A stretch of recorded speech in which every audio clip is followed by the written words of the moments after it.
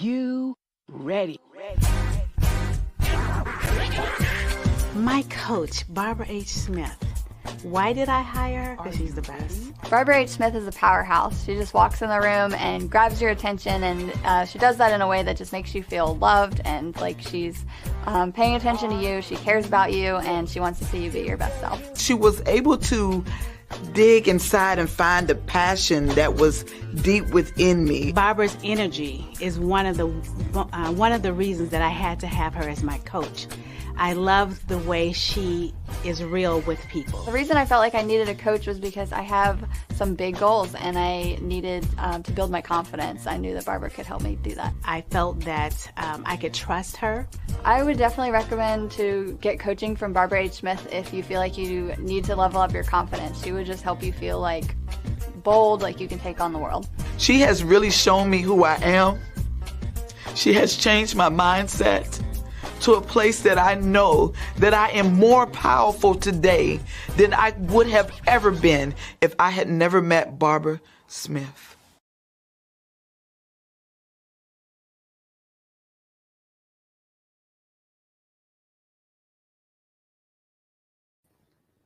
Hello, hello, hello. Here we go. Here we go. Yes, again, it's a Thursday, and I'm excited to be here with you today. Today, we're having a phenomenal time as usual. But first, let me tell you why we do the Empowering You show.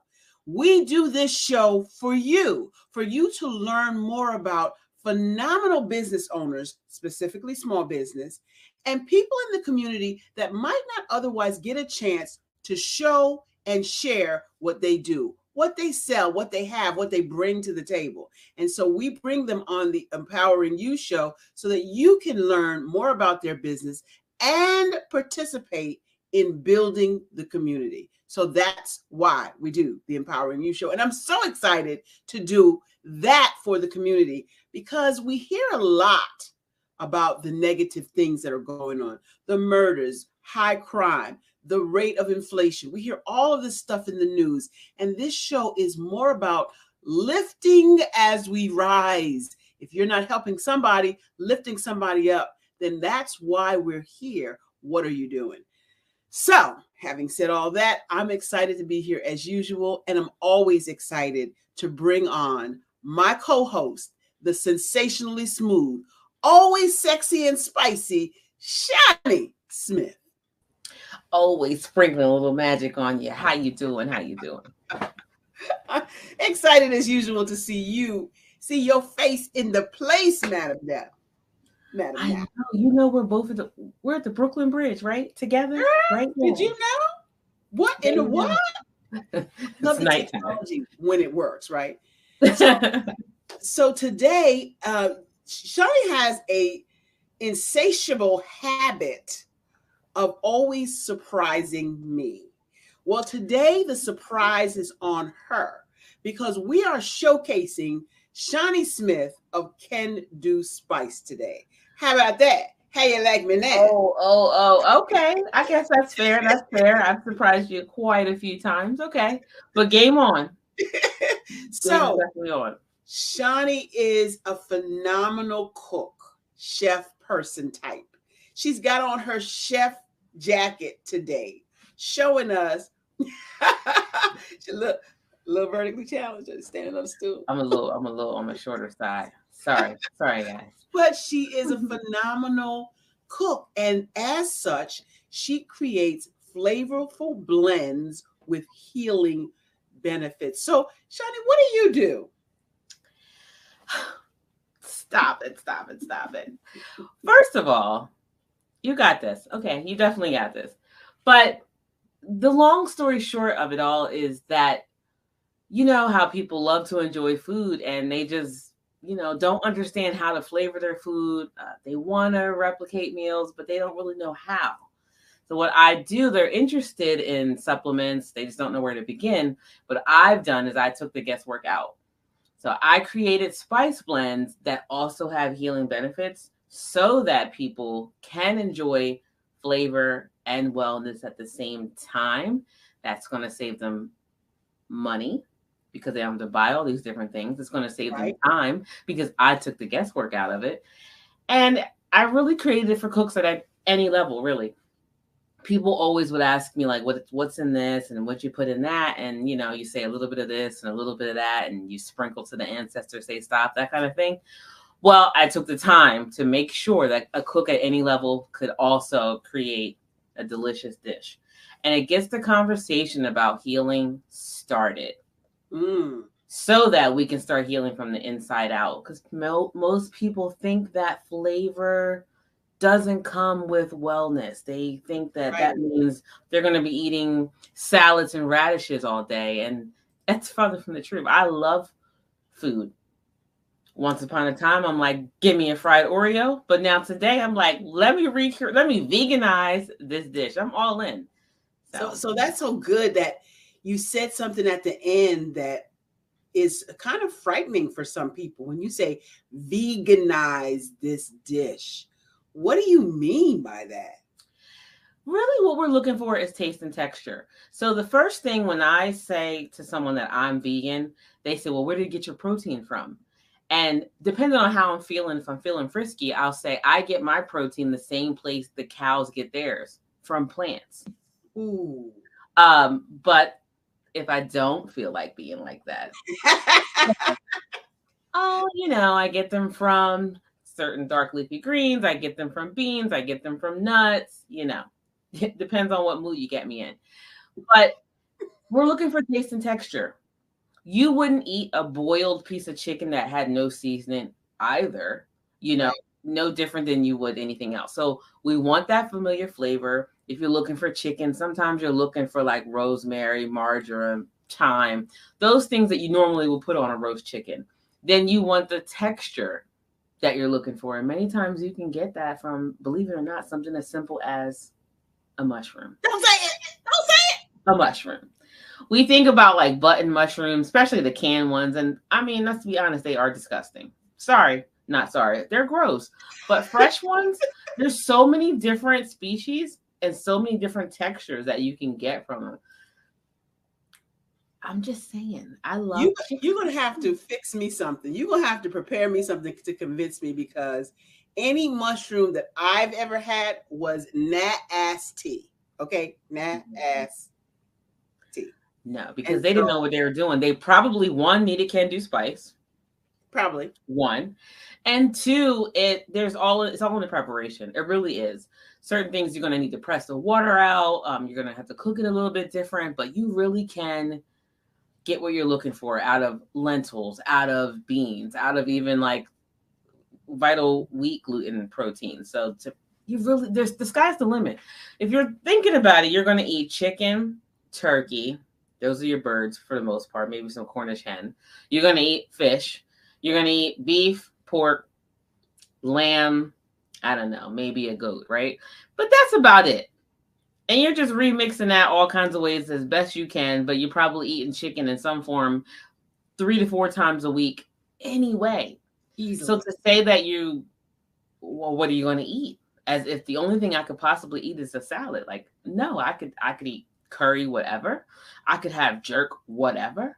You know, there's 1,000 fruits and vegetables, and the color, the rainbow, I'll take it. Well, see, I think you have it a little bit easier. Let's be transparent, okay? Transparent. As I was growing up, there was always meat, sometimes 2 of them, on the table. I recently heard you say, and I've heard a vegan friend of mine in the past say, I'm not eating anything that has parents. Wait, I mean, right. Everything has parents. I mean, everything that has parents. What do you mean? What do you mean no meat in my diet? So, my diet. But what's happened to you? Tell the audience what's happened to you over the past 2-3 months. Over the past 2-3 months, I released an additional 30 pounds. Literally, I hate to say it, but effortlessly. I hate to say it, but it's true. The fact of the matter is, I tried all kinds. And it came and jumped over here. Well, that's why I said release. I didn't say lost, because you tend to look for things that you lose to get them back, and I don't want them back. In fact, I'm releasing more and more as we speak. So I'm not gonna say I lost it. But I tried everything before, and I felt like this was really. You tried everything like what? Man, I tried Atkins, I tried keto, I tried Suzanne Summers, I tried Weight Watchers, I tried B12 shots, I tried all kinds of fat camps. You tried the cabbage soup diet, did you? Cabbage soup, oh my God, grapefruit, all kinds of nastiness. Okay, the lemonade and cayenne pepper, all that, all kinds of torturous things that are not sustainable. That made me feel like a sacrifice. Finally, ding, ding, ding, bell goes off. And I'm having this conversation with God. And he's like, I'm still sitting here. And I was like, oh, I never prayed about it. Not once did I ever say, I need some help with this. And it started off as a water fast. I just water for 3 days. Really got a chance to sit and think and really get revelations. Just water. And everyone's like, that's not healthy. And I'm like, oh, it's healthy. Aren't you hungry? Not at all. You might pass out. Probably won't. I've even been to the gym. You know what I mean? Still here. I don't know. Do I look like I'm dying? For 3 days though, Shani? 3 days. And no food. No food, no hunger, no headaches, no nothing, because I was totally engaged in praying and meditating. So anytime I even thought about eating, because I definitely thought about eating because it's a natural thing for me to do. Like, I should be eating. And I'm like, wait, I'm actually not hungry, but I should eat, but I'm not hungry. Listen to yourself here. What are you looking for? You looking for something crunchy? It's probably because you got a little anger going on. You looking for something sweet? You're probably looking for a little bit of love. You're looking for all those things are just triggers. How do you know that? How do you know that if you looking for something crunchy, you probably got anger going on? What is that? Anger and stress. Because that's the normal trigger. It's all designed for us to want these things. All the salt that's in food makes you look for something else. You get it. You don't even know what it tastes like, but then afterwards you want to balance it out with some sugar, right? You want to have dessert. They want you to go out and have dinner and dessert, right? Right. So as long as we fill it up with salt, you'll be looking for that. We're always looking for that rush, that comfort. You know, we call it comfort food. Mac and cheese and fried chicken and we put some collard greens. And I found a new comforter. And it's not food. So for me, I say it was effortless because that's what I went with. When I was looking for something, I'm like, okay, there's got to be a scripture here because a beautiful person I know led me to a new version of the Bible. And I can read it now. But that's what it leads me to. It takes me there. And I didn't have to feel like I was sacrificing anything. I just didn't want it anymore. Yeah, I didn't grow up eating beef and pork. I did grow up eating chicken and fish. I was about 6 or 7 when my dad allowed us to start eating chicken and fish, because initially we did eat eggs, but we didn't eat like flesh. But don't get me wrong now. When I hit like 15, 16, I had a cheesesteak. Baby, I was like, this is delicious. And I loved a ribeye, you know, so I was there, but I just didn't want it anymore. Can you substitute something that tastes like a ribeye? That tastes like a ribeye? No, but you can come close. I like to take a whole lion's mane mushroom and actually season it just like I would my ribeye. Sear it off in a cast iron pan using 2, and it flattens out. And believe it or not, it's pretty close taste-wise to what you're trying to get. Obviously, it's not just like it. And I think that's where people go wrong. They're like, well, I had a veggie burger and it didn't taste like a hamburger. Like, well, it's not a hamburger. Now, I have to add that I actually like veggie burgers, but it's not veggie like some people may think. I like black bean burgers, and I make my own. Yay! Kendra's out there saying dedication, determination, and obedience at its finest. Is Kendra doing it, the eating well thing with you? She is currently in talks of doing it with me, because everybody doesn't. Some people think I'm just pro-vegan. Everybody doesn't need to be a vegan, right? For me personally, it works best for my body. Okay. Like some people can't do soy. Soy for me is fine. It's really about making sure that food is not where you're going to for your comfort anymore. That all the food was here for us to enjoy, but it's the gluttony of it all that is the problem. It is looking for it to soothe you is the problem. It's overkill. We're doing too much, and then way too much. And then I recently found out that the Food and Drug Administration are in bed together. Oh my God. Oh, yes. Yes. Yay, Kendra. You have made changes. We're noticing the differences. Yes, we are. Yes, because even mentally, we get clearer when we get off of that stuff. We don't really understand how close that sugar and cocaine are molecularly. Yeah. And to be honest with you, outside of this time when I decided to take it to God, he took all those issues away from me. But other times when I cut sugar, I was like a fiend. I'm talking like straight up time to go to rehab, headache, vomiting, chills, all that. And I'm like, wait a minute. I'm willfully doing drugs? Willfully. Straight up, like give me caramel, throw some hot fudge on there, give it all to me. Sugar is the worst, but white sugar is the very worst. They strip out everything. Yeah, and that brings me to that story about when I was in Kenya. So I'm in Kenya, I go to the grocery store, and I'm looking for sugar for my coffee. I only put sugar in my coffee at that time. The first time I went, I stopped putting sugar in my coffee since then, but I do put sweetener in my coffee. There's no coffee without sweetener. But anyway. Okay. You scared me. Yeah, no. I use creamer, and the creamer has sugar in it, and that's enough sugar for me. So I'm good with that. So I'm in the store and I'm walking down the sugar aisle and I'm looking like, where's the sugar? I don't see it. And all of a sudden it occurred to me, there was no white sugar on the shelf. Brown sugar. Like that was so odd for me, Miss American coming from America, to not have white sugar on the shelf. Now they do have white sugar, but it's one of those, one of those oddities, one of those things they put in the corner.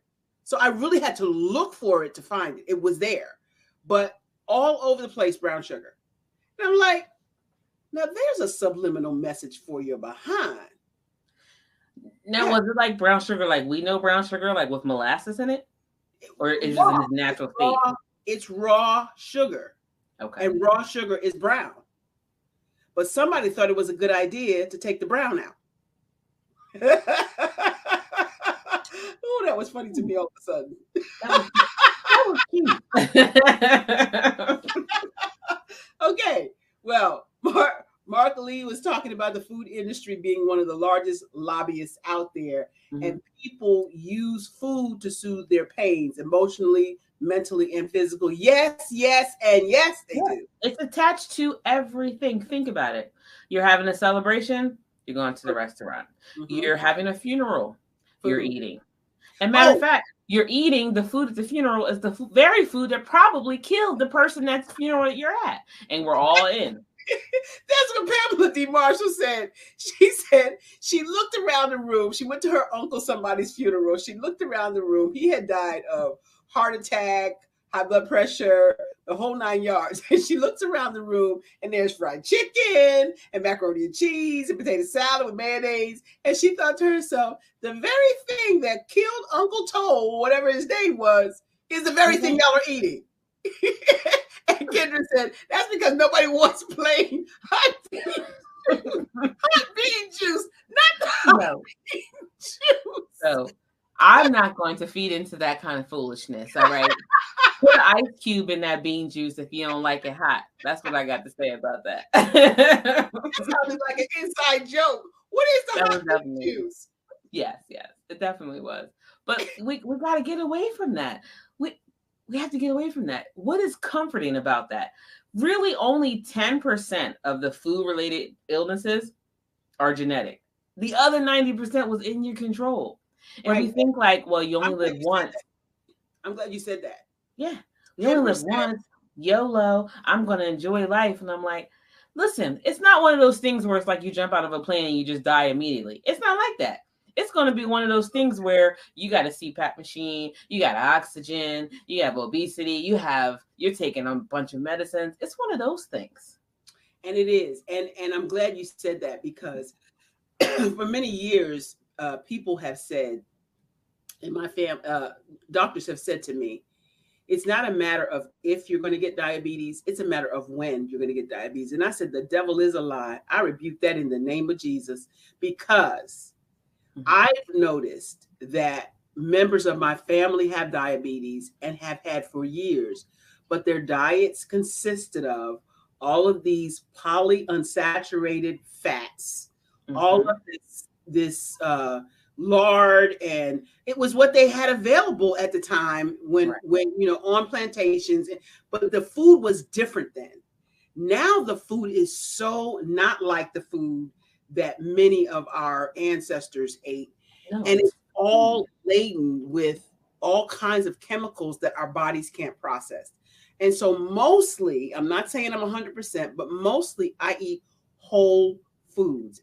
And I have not contracted, although there's diabetes that runs throughout my genetic family, my DNA, I have not contracted it. Is that an anomaly? I don't think so, because type 2 diabetes is strongly tied to what we eat, our nutrition. And so although I am considered obese by what I call the Becky chart, I am not a diabetic. I do not have blood pressure. I do not have any of the indicators that would call me a health risk, right? Right. And I just got another insurance policy, life insurance policy, based on my good health. Now, what's interesting about that is they expect you at my age to have all these things. So they put you in a higher risk category, even though I don't have any of those things. Right. So is that fair? No, but the actuary chart proves that people at my age have these underlying issues. I don't. So I'm an anomaly, so I get to pay what everybody else pays that has those things. Isn't that fair? But I digress, right? Yeah, I did. I really digress. I mean, it's clear. The evidence is clear. They're even coming out now with unofficially what they call type 3 diabetes, which is linked to your Alzheimer's and dementia issues. Also, food related. Yep. And we know people tried a cucumber mint drink, and it was actually good. Cucumber mint is good. What are you talking about? Like in water? Yeah, listen, I do like ginger shots and wheatgrass shots, right? People say how gross it is. I'm like, it's not any more gross than a liquor shot. If you did a shot of Cavassier, of any kind of Tanqueray, I don't miss me with that whole I can't take a ginger shot. I don't even want to hear it. And he said you had to be careful with natural food stores because they still don't check. They're not any better than going to the grocery store. Sure. They just cost higher. They just charge you higher, more money. Oreos are vegan. Okay. So if that's the case, but that's not what you want. You don't want to be a junk food vegan. You'll see somebody who's, we'll say fluffy, and they say, well, I'm plant-based. Yeah, but if you're only eating junk, that's no better. You might as well eat the other stuff. So the idea is that the less things that you have to open, the better off. Ooh, that's good. The less things you have to open, and stay away from those things that have parents, and then you'll be a vegan. So, you have a meatless Monday. Can I get a meatless Monday out of you? Can we get that? Yeah, I do meatless Monday most Mondays. Sometimes I forget and I'll just have me a piece of bacon, but I know how you feel about bacon, so I ain't gonna be talking about that. But you have something else going on right now that you just showed me that I want the audience to know about. I just released You Can Do It, Healthier Choices, One Meal at a Time. And what it is, it starts off as how you can start the conversation, the journey to speak, of going plant-based. There's also 30 recipes inside. There's a substitution chart for you for replacing eggs. You know, people don't know you can use things like flaxseed and aquafaba, which is just chickpea water, things like that to replace the egg in the recipe, right? There's also a little shopping list inside and some of the favorite scriptures that I use to help me get started. And I must say, it looks beautiful. You can do it. See that? You can do it. You can Love do it. it. Love it. Little play on words there because Can Do Spice. Just the short of it is that Can Do is my dad's nickname. And I started cooking with him. So he would call that because he can do a little bit of everything. And I am confident that Can Do Spice can do wonders in your kitchen. Your family will love you. I'm just saying.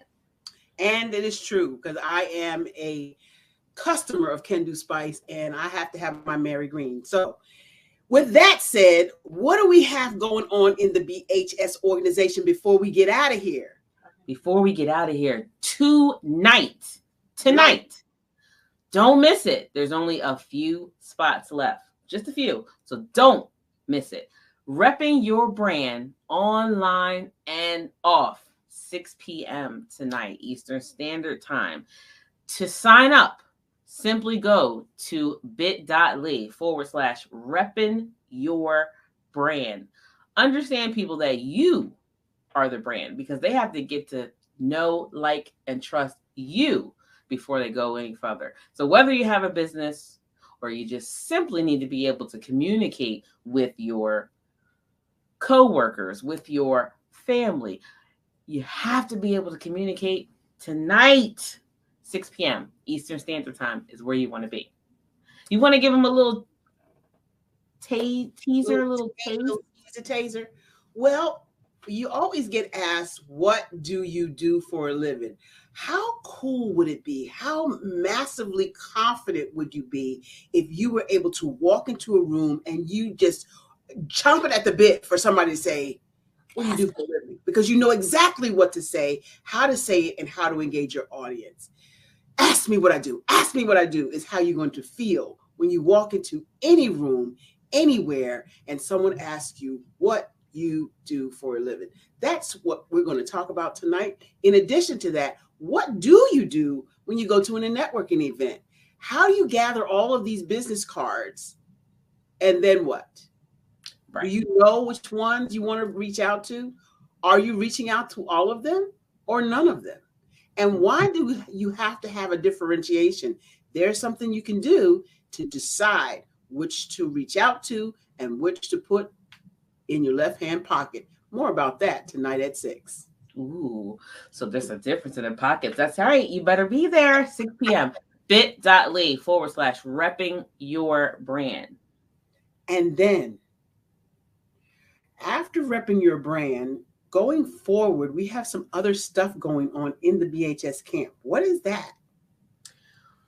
Well, if you're referring to the luxurious Sisters Empower Sisters to Advance retreat that is coming up this October 13, 14, 15 in Ocean City, Maryland. You don't want to miss it. If you haven't seen the pictures and the videos from last year, go to barbarahsmith.com. I'm telling you, that was a week to remember. I'm not even going to say a day because it was just like a whirlwind of just goodness every single minute. If you want to find out, contact me how to get on the list. support@barbarahsmith.com. That's support@BarbaraH, don't forget the H, Smith.com. We have so much fun in the BHS and Associates organization. I am so delighted, excited, and truly grateful to have you, Shani, as part of the organization. You do so much for us, and we appreciate you more than you could ever know. So we want to thank you for sharing your goodness about being gluten-free and vegan and all of the wonderful things that you're doing. We love you at BHS and Associates, and we want you to know that we are so grateful. You got any last outtakes you want to share with us? Your last thoughts? I'm just reading that our producer in the background says, "Don't plants have parents?" Ha ha. You know what we're talking about. There's no mom and dad there. Don't you try it. I want to say that you can do it. And if you need help, I'm here for you. Just go check me out at candospice.shop. We can do this together. One person at a time makes a big ripple. And she's healing the world one person at a time. Thanks so much for being here. You know what time it is. It's time for you to step into your greatness because the world is waiting for you. That's our show for today. Thank you so much for hanging out with us at the Empowering You Show. See you next week. See you next week. Engage, inspire, empower. That's what I help you do as a celebrity, speaker, trainer, and coach. Hi, I'm Barbara H. Smith, known as the Masterful Presenter. I am the one that can help you dig deep inside your passions and deep inside your life to get you to the place you always dreamed. I had the pleasure of hearing Miss Barbara Holmes Smith speak today, and just from her speaking to me today, I have realized that I need to have personalize my alter ego and be able to put myself out there a lot more. I help through speaking techniques, teaching you how to use your words and your body language to inspire people to come up higher. Today's presentation with Ms. Barbara was just outstanding. She has really helped me with her personality, with her being so genuine and passionate about what she believes in and helping to coach, train. Her sense of humor, her energy is just incredible. How do I do that? By coaching and speaking and training. I help you with whatever it is that you want to do next. What is your next? Are you ready to take your life, your career to the next level? I can get you there. Contact me at www.barbarahsmith.com.